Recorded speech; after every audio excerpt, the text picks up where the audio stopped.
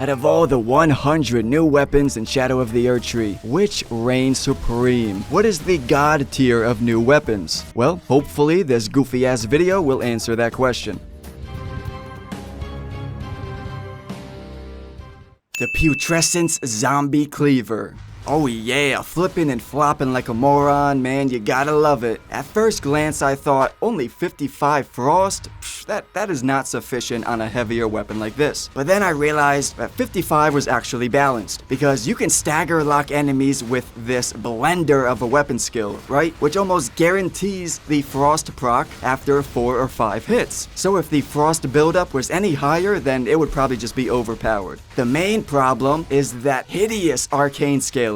All the other Ghost Flame death spells and weapons scale with faith and intelligence. Yet tragically, this weapon scales with arcane? Jesus Christmas, dude. Miyazaki squandered yet another Ghost Flame opportunity. You can't keep getting away with it! So when considering its uniqueness, the fun factor, and the undead zombie style, I was forced to showcase this cleaver.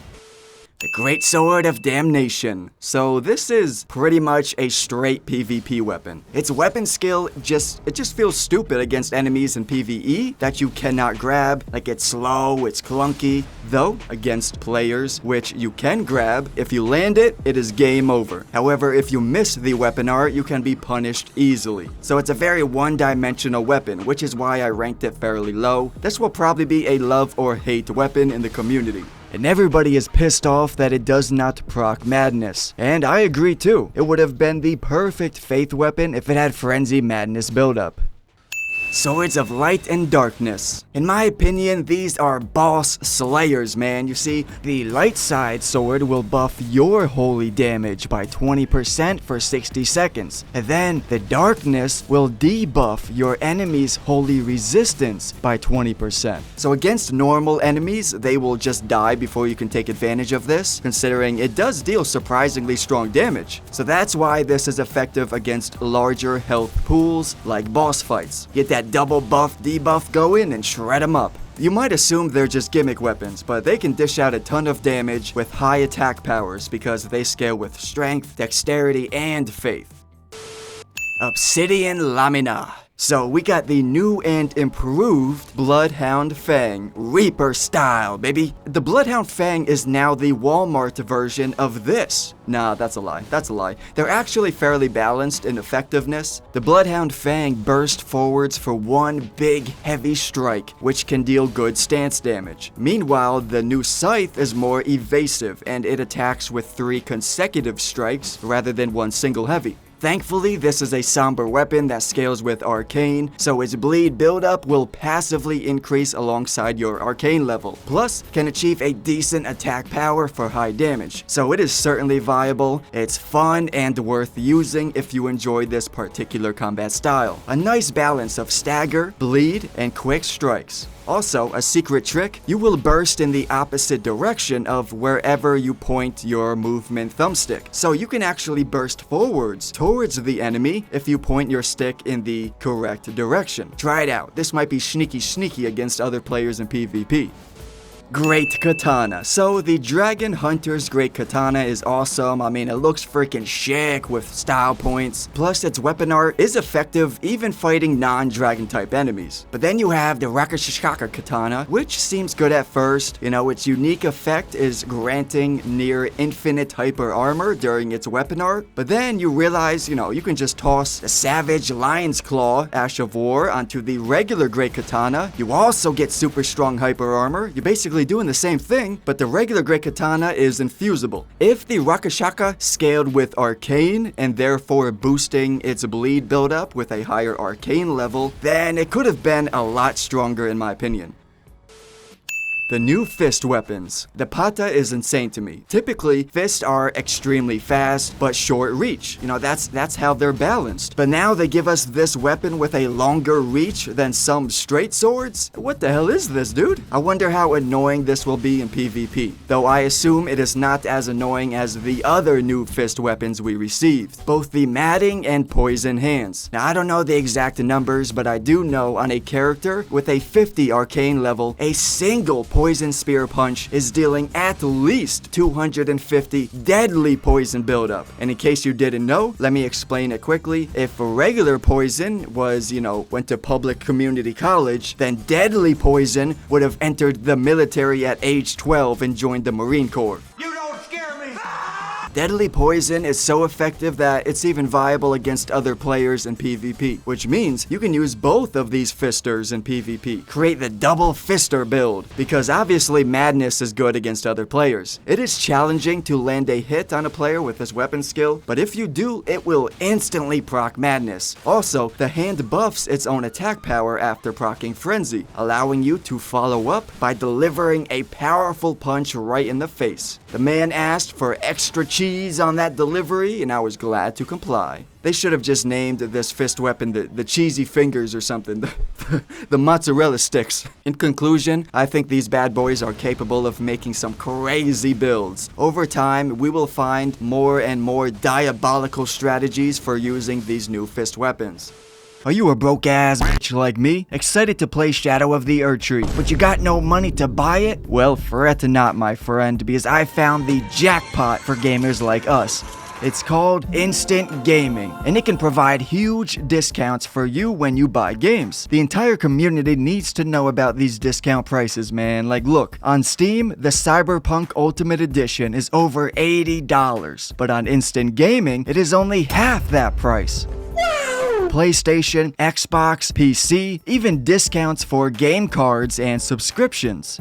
They have excellent reviews on Trustpilot, 24/7 customer support. Also, my custom link below will allow you to enter a special giveaway. Simply create an account with them and you'll be in the running for a chance to win a prize of your choice. So by shopping on Instant Gaming using my links below, not only will you get a discount on the games you buy, but you'll also be supporting me and supporting my channel, which I greatly appreciate. We are entering S tier. The Tooth Whip, another glorious new weapon which inflicts deadly poison. Oh yeah, with rotting, misshapen teeth, filthy and seething with disease. So this is what happened to Chip Skylark's shiny teeth. This weapon has very short reach. You gotta be right up on the enemy, but you can wield a heavy shield, performing guard counters and using the weapon art. However, this whip is so disturbingly grotesque and vile that landing a single strike upon a target decreases the stamina recovery. So obviously, a reducing stamina effect is 100% a PvP weapon. Though I think it should have scaled with arcane as well as dexterity, it just makes sense. Plus, then you could have increased the poison buildup. 60 is not that much. Objectively, it should have been ranked a lot lower, but my biased opinion shoved its ugly face right into S tier. Check this comment, dude. Pause the video and read this disturbing paragraph if you dare. The blacksteel hammer. This is a jackpot for big bunkers, offering a unique effect with guard counters, projecting an extra holy explosion for double stagger. You tap in and use the holy power of baby Jesus to mollywop the enemies. And I love how this set is the perfect build on its own. You get the shield for an ultimate defense, you get the hammer for almighty counters, and you are on a rampage. Plus, it innately comes with holy damage, while being infusible, which is extraordinary. So on a faith build, you could use flame art affinity, and now you got holy and fire type damage. The Beast Claws.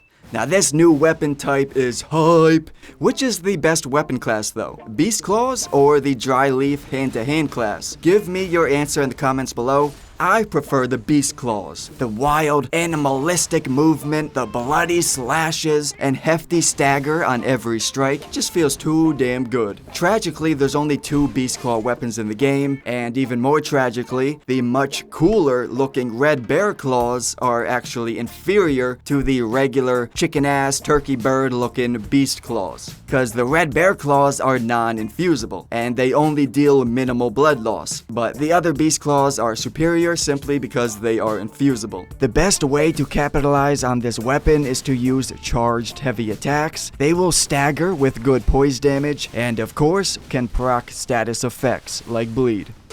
The Death Knight Axes. Let me tell you, man, the anime gods are pleased with these two. I got them both here because they each deserve to be talked about. The heavier Great Axe version is lethal, man. It can deal powerful stance damage with its lightning smackdown weapon art. My math tells me that it deals about 25 to 30 poise damage per weapon skill, while the twin axes can rack up damage with successive attacks. You turn into Usain Bolt in this bitch, moving forward. And though you can use Blink Bolt Ash of War on other infusible weapons, this generic version does not perform the unique badass moves that the Death Knight axes can. I will admit the twin axis spinning charge is difficult to connect. It doesn't want to stay targeted on the enemy sometimes, especially if the enemy is high movement. Meanwhile, the Death Knight Great Axe is much more consistent and reliable. The twin axes I'd consider probably B tier, while the Death Knight Great Axes I'd consider A or S tier.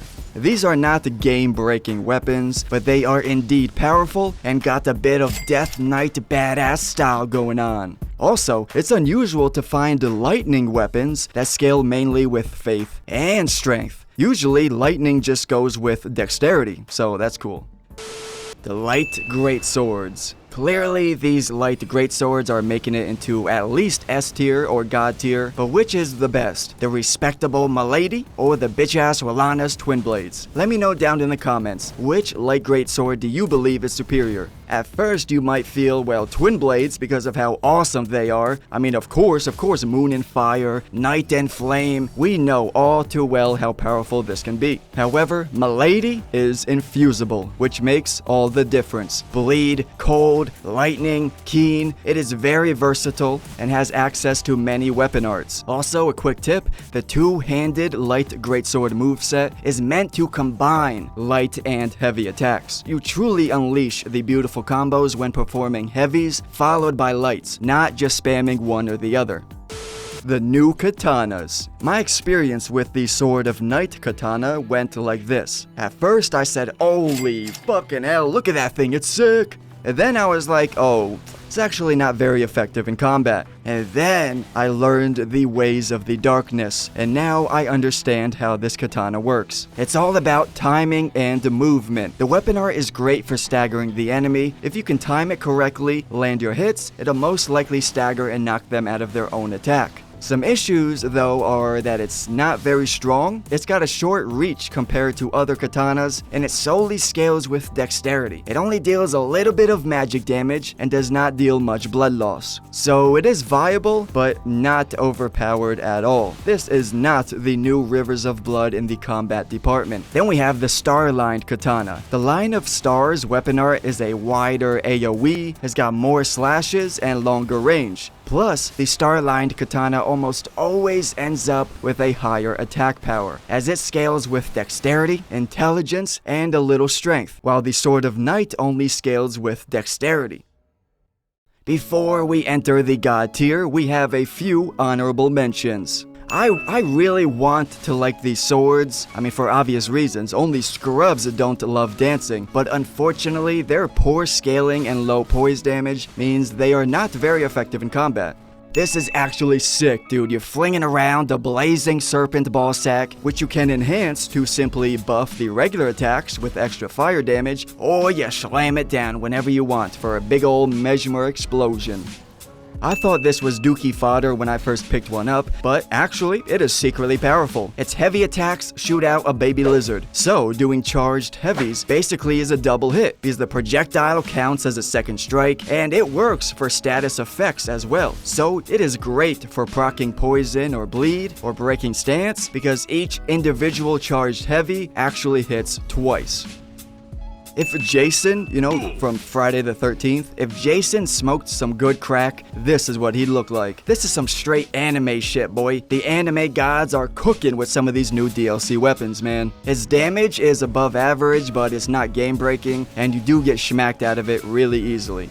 The main gauche. Have you been searching all your life for a build that is truly 100% pure dexterity? Well, finally the true path has been shown. The main gauche. It's designed to wield in your left hand and can power stance together with thrusting swords. What makes it viable is that it has a similar parry frames to that of a small shield, which is very good. You can even use it with a heavy thrusting sword, and even though you won't get the power stance, it still works together because this will be offering quick horizontal slashes and parries from your left hand. Then you got the heavier pokes in your main hand. This is perfect for PvP. The entire Get Good squad will be using this setup in PvP for sure.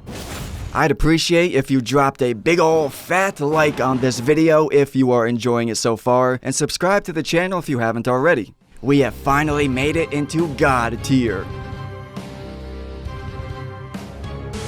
Fire Knight's Greatsword, possibly the very best new weapon in the game. A new infusible colossal weapon which comes with innate faith scaling and fire damage. It has the same unique light attacks that the Godslayer's Greatsword does, and has the same unique heavy thrusting attacks that the Zweihander does. So they really blessed this man up. From Software seriously wanted players to use this weapon. So much build crafting potential here. But that's not all. At the moment, the double light attack is a perfect combo in PvP. Also, the flame skewer, the thrust into the wave of fire, that's a perfect combo against other players as well. So this weapon is just out of control right now.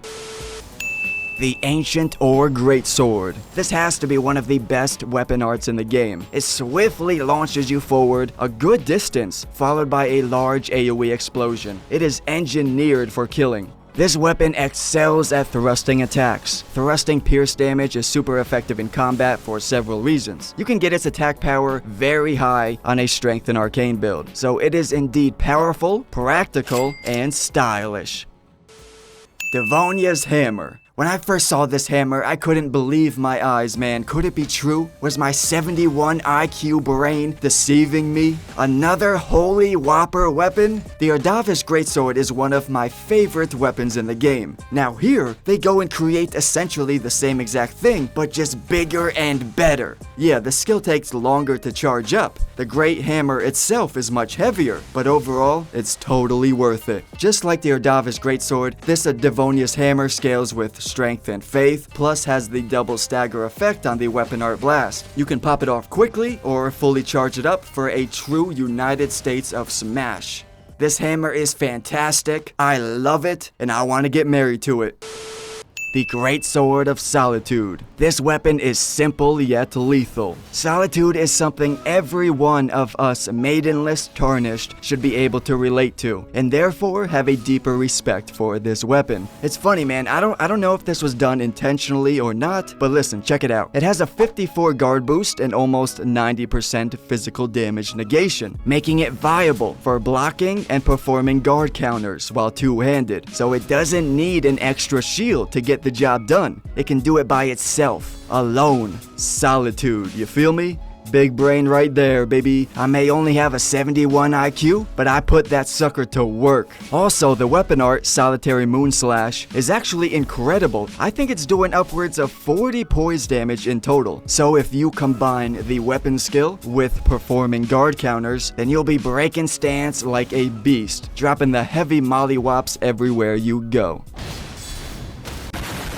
Spear of Impaler. When I first used the weapon art, I was blown away. It just kept going and going. I was mesmerized. You get it? Mesmerized? There goes my 71 IQ straight cooking up again, baby. You can't stop it. It's clear they went all out with this weapon, wanted it to be the full package. If you connect all these strikes on the weapon skill, you can hit 6-7 times, which means it surprisingly can activate consecutive hit buffs quite easily. And you can't forget the explosive long-range heavy attack, which by the way is considered a smith script weapon, which means the smithing talisman will buff the throwing heavy attacks. Plus, you can do the axe talisman too for charged heavies.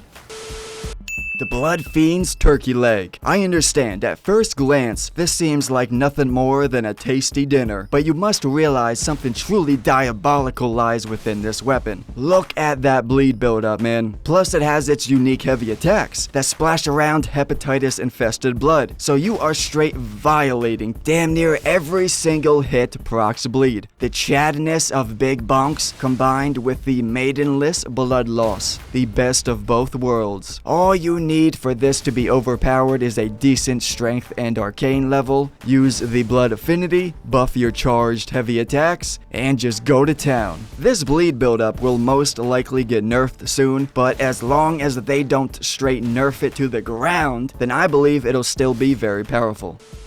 The perfume bottles. When we all first saw these weapons, we immediately knew they were awesome. But some of us assumed, nah, they're probably underpowered to keep it balanced, because that could get real crazy real quick. And well, no, they are certainly not underpowered by any stretch of the word. These can stack up insane damage because they send out many individual explosion hitboxes. So the theory is that because they are projected in such a wide radius and spread out, then the damage output will be balanced, as every single hitbox won't connect onto a single enemy. However, by using the Rolling Sparks Ash of War in a very particular way, you can direct all the damage upon a single line of impact. This dude's video has a much better explanation. I'm actually mentally disabled, so I can't do math like he can. Plus, you can use these to proc poison or madness and optimize your build around the exaltation talismans. So some fantastic build crafting potential for sure.